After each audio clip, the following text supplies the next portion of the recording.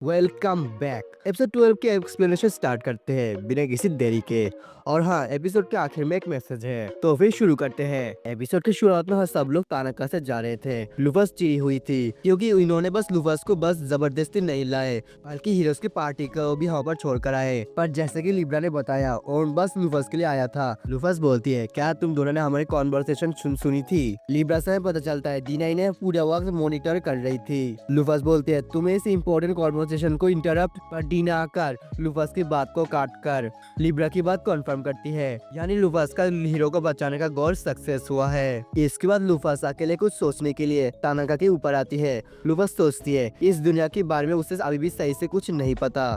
Goddess एल्बुनस का उसका arrival में हाथ होगा। और ओजी लूफस 200 साल पहले क्या करना चाह रही थी? काश वो ऑर्म की बात पूरा सुन लेती। पर्सनल से ऐसा सुना था, यह दुनिया उससे भी बहुत ज्यादा डिफरेंट है गेम से। उसे कुछ भी सही से समझ में नहीं आ रहा। इसको तो सीन चेंज होकर कुछ दिन बाद का लेवेटियन का सीन देखने को मिलता है। और एपिसोड का title there was something incredible in my homeland. King से माफी मांगता है। एल्फी डर से भाग गई और रेंजर स्क्वाड भी बैनिश हो चुके हैं। इनका कोई पता नहीं है, पर डरो मत, नया पार्टी तैयार है। पुराने मेंबर्स की जगह जो नए मेंबर्स ज्वाइन होने वाले हैं वो है गन्स, हॉकाई और हमारा किंग भी। पर अगर किंग हीरो के साथ जाएगा तो किंगडम को कौन संभालेगा? लगता है किंग को अपना जवानी का बहुत याद आ रहा है। इसको किंग को रोकने के लिए ये सोल्जर्स किंग को पकड़ने की कोशिश करते हैं, पर किंग भी बड़ा जवाब देता है। पर आखिर में उसे सब लोग बांध कर ले गए। बाय बाय किंग, क्योंकि किंग एक अच्छा आदमी है। इसके किसी को भी कोई सजा नहीं मिलने वाला इसके लिए। एंड किंग का कोई डिग्निटी नहीं है। इन लोगों ने इसका आशा बहुत पहले छोड़ दिया था। इसके बाद इस नए पार्टी के साथ से अपना जर्नी दोबारा स्टार्ट करने वाला है। भले ये जितने अजीब कैरेक्टर्स है, सही बोल रहा था। और सीन चेंज,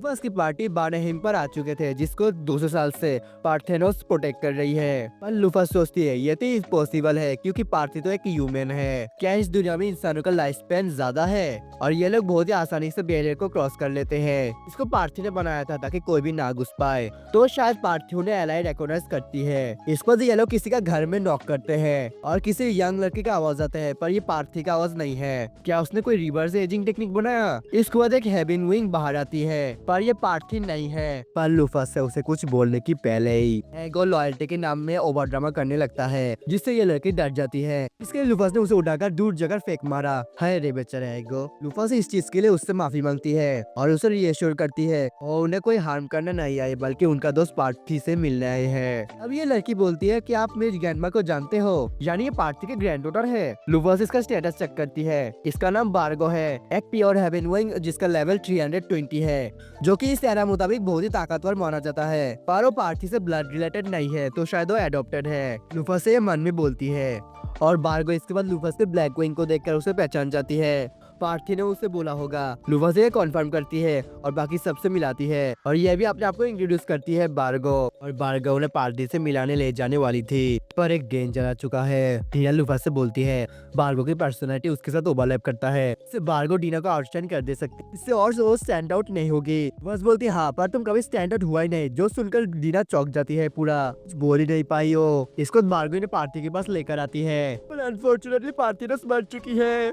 सब लोग चौंक जाते हैं। भार्गव से हमें पता चलता है पार्थी को हमेशा से विश्वास था लूफस वापस आएगी, और इसी विश्वास के कारण वो जिंदा थी। पर पिछले साल गले में फल अटक जाने के कारण वो बे हो जाती है। लूफस डीना से इस सब का मतलब पूछती, क्योंकि डीना में शुरुआत में ही बोला था सारे हेवन स्टार्स जिंदा है, पर अब तो 11 है। वेल डीना को लगा था क्योंकि बैरियर एक्टिव है तो वो भी जिंदा है। उसे ऐसे ये कैसे पता होगा वो मर चुकी है? पर अगर वो मर चुकी है तो बैरियर कैसे एक्टिव है? यह सब्जेक्ट को चेंज करने की कोशिश कर रही थी। Don't change the subject. पर हमें बार्गो से पता चलता है रीजनमेंट के कारण पार्थी एक भूत बन चुकी है। लूकास बोलते तो फिर वो तो भाई पार्थेनोस द मेडन नहीं, बल्कि पार्थेनोस द बेजस गोस्ट बन चुकी है। वेल अब लूकास को पार्थी को पास ऑन होने में मदद करना पड़ेगा।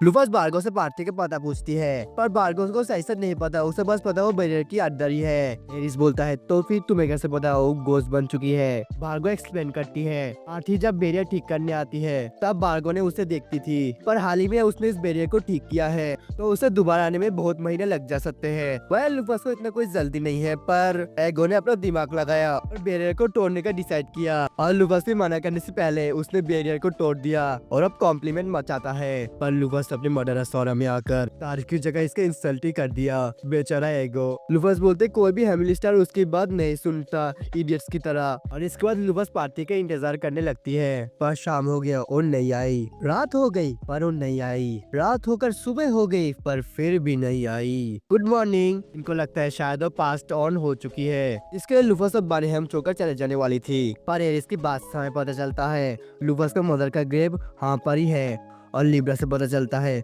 लुफस हमेशा हर साल में एक बार अपनी मदर को विजिट करने आती थी। हमारा बंदा सोचता है शायद लुफस की मदर ने उसके लिए बहुत कुछ सहा था और मेरे लिए तो बस एक स्ट्रेंजर का ग्रेव है। पर भले ही वो स्ट्रेंजर है पर फिर भी उसकी एक जिम्मेदारी है और वो ग्रेव विजिट करने का डिसाइड करती है। पर डीना को माउंटेन क्लाइंब नहीं करना और ये माउंटेन माउंट फूजी से भी बहुत बड़ा है, जिसके लिए लुफस अल्केमी से तानाका को तानाका जेट में अपग्रेड कर लेती है। एक्सलेंट। इसको ये लोग तानाका से किसी ऊपर की टाउन में पहुंचते हैं। ऊपर की पूरी जगह फॉग से घिरी हुई थी और सब कुछ पूरा सुनसान था। हमारे बंदे को नॉस्टैल्जिया फील हो रहा था, पर तभी वो अचानक से छोटी लुफस को देखने लगती है। कुछ बच्चे उस पर पत्थर फेंक रहे थे और लुफस की अब्यूज होने वाली मेमोरीज देखने लगती है। ये हरामी लोग। इसको ये लोग शायद लुफस की मदर के ग्रेव की तरफ जाने लगते हैं। लिब्रेस टाउन को देखकर नाइस टाउन बोलती है, जो सुनकर लुफस उन्हें अपनी बिटर मेमोरीज और अब्यूज होने वाली बात बोलने लगती है। और तब डीना उसे रोककर बोलती है आपके पास उसकी भी मेमोरीज है, ऐसे मेमोरीज देखने से आप खुद को ही भूल जा सकती हो। अगर इसका ज्यादा असर पड़ रहा है तो असर निकल जाना। लुफस को भी समझ में आया, पर तभी अचानक से पीछे से एक ब्लास्ट हो जाता है। लुफस की एब्यूज और ये सारी बातें सुनने के बाद इन तीनों की सटक जाती है और ये तीनों टाउन को डिस्ट्रॉय करने लग जाते हैं। लुफस, बार्गो और डीना तो देखते ही रह गए थे, पर लुफस अपने किलिंग मोड वाइब में आकर इन तीनों को रोक देती है। लुफस उन्हें इनके सेंटीमेंट के लिए शुक्रिया करती है, पर अब वो अपने मदर की ग्रेव और इस टाउन को डिस्ट्रॉय होना नहीं देखना चाहती। इसके बाद ये लोग लुफस के फादर के घर में आते हैं। एगो इसको एक सुंदर घर बोलता है और लुफस से पूछता है क्या ये उसका घर है। लुफस बोलते हो बस कुछ ही बारी इस घर में घुसी थी, पर उसका असली घर ये टूटा फूटा हार्ट है। इन्हें विश्वास नहीं हो रहा था। लुफस अपने फादर की एब्यूज के बारे में बोलती है और अगर उसके फादर के पास परमिशन होता तो शायद लुफस को मार ही देता। ये सुनकर ये तीनों इस हरामी को मारने के लिए परमिशन मांगने लगते हैं। ये उनका हक है, पर अनफॉर्चुनेटली ये हरामी मर चुका है। जिसके बाद लुफस इनसे गॉडेस सिनारो के बारे में पूछती है, पर किसी को भी इसके बारे में नहीं पता, जिससे हमारे बंदे को लगता है ओजी लुफस बहुत ही सीक्रेटिव थी। पर तभी अचानक से एक आवाज बोलती है उस सवाल का जवाब मुझे देने दीजिए। और एक लड़की अपीयर होती है जो आकर बोलती है बहुत वक्त बाद में मिले लुफस समा, आप पहले जैसा थे वैसा देखकर मैं बहुत ज्यादा रिलीव्ड हूँ। लुफस अभी भी उसे नहीं पहचानी। ये लड़की बोलती है आपने जैसा बोला था लुफस समा, मैंने वैसे ही बेनेहेम को सील कर दिया, पर 200 साल बहुत ही लंबा वक्त था। लुफस अभी भी उसे नहीं पहचानी। इसके बाद फाइनली इस लड़की की बातों से बार्गो को रियलाइज होता है ये लड़की उसकी ग्रैंडमा यानी पार्थेनोस है और उसने अपना अपीयरेंस बहुत ज्यादा चेंज कर लिया था, इसके लिए वो इसे नहीं पहचान पाई। इसको पार्थेनोस लुफस के सामने खुद को इंट्रोड्यूस करती है। One of the 12 family stars, Parthenos the maiden, लुफस को मदद करने के लिए दोबारा आई है। लुफस उसे इतना वक्त इंतजार करवाने के लिए माफी मांगती है और ये सारी प्रॉब्लम्स के लिए। बाकी सब भी उससे मिलकर खुश थे। इसको लुफस पार्थेनोस पे गॉडेस सिनोर के बारे में पूछती है, पर पार्थी सवाल के जवाब देने से पहले पूछती है आपकी कितनी मेमोरीज मिसिंग है, जो सुनकर लुफस चौंक जाती है और बाकी सब भी। लुफस पार्थी से बोलती है तुम्हें इसके बारे में पता है, और पार्थी हाँ करती है, पर ये भी रिवील करती है ये सब के बारे में रिवाइव होने के बाद गॉडेस उसकी मेमोरी के साथ कुछ करेगी, जिससे उससे मेमोरी मिसिंग हो जा सकती है, जो ओजी लुफस ने बोला था। लुफस पूछती है उसने उसे की हुई सिटी को सील करने के लिए बोला था, जिसके जवाब देने के लिए पार्थी लुफस को अकेले किसी जगह लेकर आती है और हाँ पर इस सवाल का जवाब है, जो देखकर लुफस चौंक जाती है। पार्थी बोलती है ये गॉडेस का one of the vanguards, arbiter of the world है और ये बहुत ही बड़ा ड्रैगन है, one of the 5 dragon of the heaven, जो लाइट को कमांड करता है। बस को विश्वास नहीं हो रहा था ये एग्जिस्ट भी करता है। बस हमें पता चलता है ये वन ऑफ द 5 ड्रैगन में से एक है, जिसको गॉडेस एलोबेनास कमांड करती है। और ये लेजेंडरी ड्रैगन्स का अभी भी गेम पे अपीयर नहीं हुए, बस इनके बारे में लोर बुक में मेंशन किया था। इसके स्टेटस को चेक कर लुफस को समझ में आ जाता है और इसे नहीं हरा सकती। पार्टी बोलती है ये सारे गहरी नींद में है, पर अगर दुनिया सच में खतरे में है ये जागकर अपना गार्डियन की ड्यूटी निभाएंगे। और लुफस ने उसे इसे सील करने के लिए ऑर्डर दिया था और इसलिए सेफ्टी के लिए पार्थी ने सारे हैविंग विंग्स को हाथ से बाहर निकाल दिया था। और इसके बारे में मेरेक और कुछ हैविंग विंग्स को पता है और लोग इसे एक सेक्रेट गार्डियन मानते हैं और इसके लिए इसका शुक्रगुजार है। लुफस सोचती है वो वाटर ड्रैगन लेबिया शायद मैग्रेस ने उसे इससे ही मॉडल किया होगा। अगर ये रैम्पेज में जाता है तो पूरी दुनिया डिस्ट्रॉय हो जा सकता है। ये गार्डियन डीटी नहीं बल्कि गॉड ऑफ डिस्ट्रक्शन है। पार्ट 3 में पता चलता है लूफस ने इस गॉडेस सिनेरियो को खत्म करने का प्लान किया था, पर अगर वो इस 5 ड्रैगन्स और गॉडेस के साथ एक ही साथ लड़ाई करती तो वो हार जा सकती है, और इसलिए ओजी लूफस ने सबसे पहले इस 5 ड्रैगन्स को सील किया। आरती और भी बोलती है, आपने सोचा था आप मिग्रास का पूरा आर्मी इस्तेमाल करके डेविल को हराने के बाद गॉडेस को चैलेंज करेंगी। अगर दुनिया में खतरे में है तो ये ड्रैगन्स जागेंगे, तो क्या डेविल किंग का इंसानों को ऑलमोस्ट एक्सटिंक्ट कर देना इसमें नहीं आता? जिससे पार्थी बोलती है ये गॉडेस पर डिपेंड करती है, यानी गॉडेस इसे क्राइसिस नहीं मानती या फिर नहीं करती नहीं है। लूफस बाकी ड्रैगन्स के सील होने के बारे में पूछती है। हमें पार्टी से पता चलता है उसकी तरह लूफस ने 12 फैमिली स्टार में से taurus the ox, dragon of the earth को अंडरग्राउंड हेलिम में, अक्वेरियस द वाटर बियरर को dragon of the fire, burning lands of mass film में, और जेमिनी ट्विंस को ड्रैगन ऑफ द वुड को फेरी होमलैंड ड्रैगन्स को सील कर रखने के लिए बोला है। पर ड्रैगन ऑफ द मून की ठिकाने के बारे में उन्हें अभी भी नहीं पता। लूफस सोचते हैं वो मून पर तो नहीं है ना। इसके बाद लूफस उसे इस जानकारी के लिए शुक्रिया करती है, उसे बाकियों के पास वापस जाने के लिए बोलती है और अपनी मदर की ग्रेव को विजिट करने के लिए जाने लगती है। पर पार्थी उसे रोककर केयरफुल रहने के लिए बोलती है, और हमें यह भी पता चलता है पार्थी से गॉडेस के पास एक स्पेशल एबिलिटी एबेटर है। गॉडेस खुद से किसी चीज पर इंटरफियर नहीं कर सकती, पर वो एबेटर्स की अर्ज करके उन्हें ऑर्डर और उनसे काम करवा सकती है। अगर आपने किसी को भी एक पावरलेस पर्सन सोचा, और गॉडेस भी हो सकती है, किसी को भी नहीं पता गॉडेस इस वक्त कहाँ पर है। लूफस कुछ नहीं बोलती और पार्थी भी चली जाती है। कल लूफस अपने मदर की ग्रेव में आती है। हमारे बंदे को नहीं पता असली लूफस का क्या मकसद था, वो क्यों गॉडेस के साथ लड़ाई करना चाहती थी।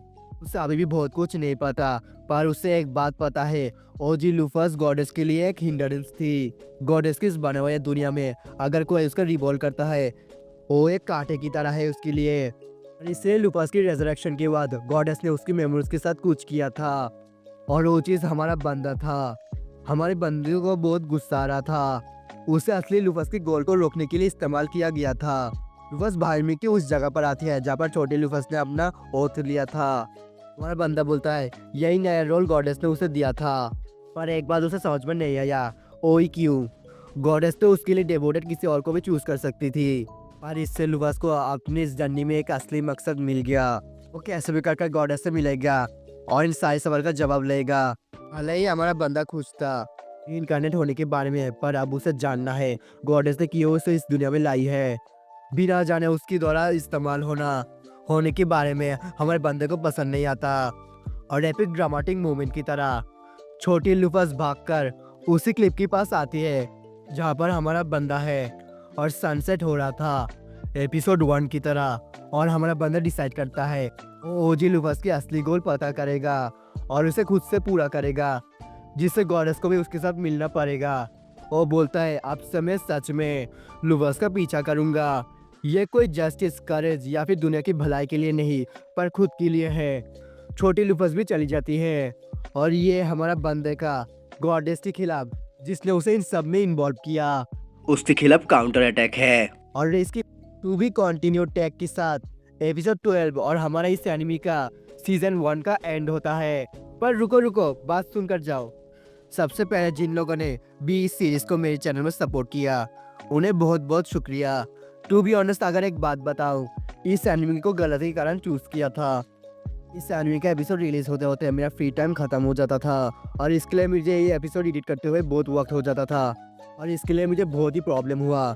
इवन कि मैं इस एनिमी को ड्रॉप भी कर देना चाहता था, पर भले ही मेरा डिसएडवांटेज था, पर ये एनिमी वीडियोस में व्यूज के लिए नहीं बल्कि मुझे एनिमी से प्यार है। हाँ, मुझे पैसा कमाना है मेरे कंटेंट से, पर ऐसे नहीं बस व्यूज नहीं मिल रहा इसके लिए मैं इस एनिमी को ड्रॉप नहीं कर सकता। और फाइनली मैंने इस एनिमी का सीजन 1 को कंप्लीट भी कर दिया। पर भले ही मुझे ज़्यादा सपोर्ट नहीं मिला, जिन लोगों ने तुम लोगों ने सपोर्ट दिया उन्हें बहुत शुक्रिया। मैं और भी एनिमी एक्सप्लेन करने वाला हूँ। ऐसे अमेजिंग कंटेंट के लिए चैनल को सब्सक्राइब कर देना, और अगर ये वीडियो पसंद आए तो प्लीज़ वीडियो को एक लाइक कर देना और अपने दोस्तों के साथ भी शेयर कर देना। मुझे एनिमी बहुत ही पसंद आया। तुम्हें कैसा लगा तुम लोग कमेंट में बता सकते हो। तो मिलेंगे किसी नए वीडियो में, तब तक के लिए बाय।